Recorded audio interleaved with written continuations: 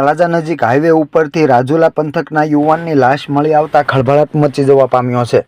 આ બનાવની જાણવા મળતી માહિતી મુજબ રાજુલા તાલુકાના કોટડી ગામનો રત્ન કલાકાર યુવાન સુરતથી પરિવારના સભ્ય પાસેથી ઉછીના રૂપિયા લઈ વતન આવવા નીકળ્યો હતો। આ યુવાનની લાશ તળાજાથી આગળ જાગધાર નજીકથી પસાર થતા હાઈવે પર પડી હોવાની જાણ દાઠા પોલીસને થતાં દાઠા પોલીસ તાત્કાલિક ઘટના સ્થળે પહોંચી લાશનો કબજો લીધો હતો। બનાવની જાણવા મળતી વિગતો સાથે વાત કરવામાં આવે તો તળાજા તાલુકાના દાઠા પોલીસને રાત્રે જાગધાર ગામ નજીકની હોટલથી આગળ હાઈવે રોડ ઉપર એક યુવાનની લાશ પડેલ હોવાની જાણ થઈ હતી।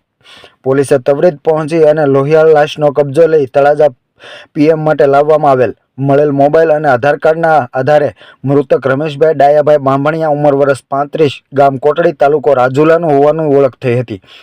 પરિચિતને જાણ કરતા તેઓ તળાજા દોડી આવ્યા હતા। પરિવારજનોએ જણાવ્યું હતું કે મૃતક અપરિણિત છે, પુરુષ સુરત હીરાઘાસે છે। તેઓ ગઈકાલે પરિવારના સભ્ય પાસેથી ઉછીના રૂપિયા લીધા બાદ અહીં આવવા નીકળ્યા હતા। અહીં તળાજા આવીને પરિવારજનોએ જોતા રમેશભાઈની હાલત જોઈ કહી શકાય કે આંખો ફાટી ગઈ હતી। માથાના ભાગે ગંભીર ઈજાઓ તેમજ લોહીથી ભરેલ ચહેરો, જમણા પગના નીચેથી ખુરસા નીકળી ગયેલ હાડકું બહાર આવી ગયેલ, એ જ રીતે જમણો હાથ ભાંગી ગયો હતો। પ્રાથમિક દ્રષ્ટિએ અકસ્માતથી જ મોત થયું હોવાનું અનુમાન લગાવવામાં આવી રહ્યું છે, પરંતુ આ યુવાન સુરતથી સાંજે નીકળ્યા બાદ વહેલી સવારે 3 વાગ્યામાં આટલો જલ્દી અહીં કઈ રીતે પહોંચ્યો? તેમને રાજુલા અથવા તો કોટડી જવું હતું તો અહીં શા માટે આવ્યો? અથવા તો વાહનમાંથી ઉતર્યો? અહીંથી લાશ મળવાનું કારણ શું? વાહન અકસ્માત હોય તો કયા વાહન સાથે અકસ્માત સર્જાયો? તેવા અનેક સવાલો ઊભા થઈ રહ્યા છે।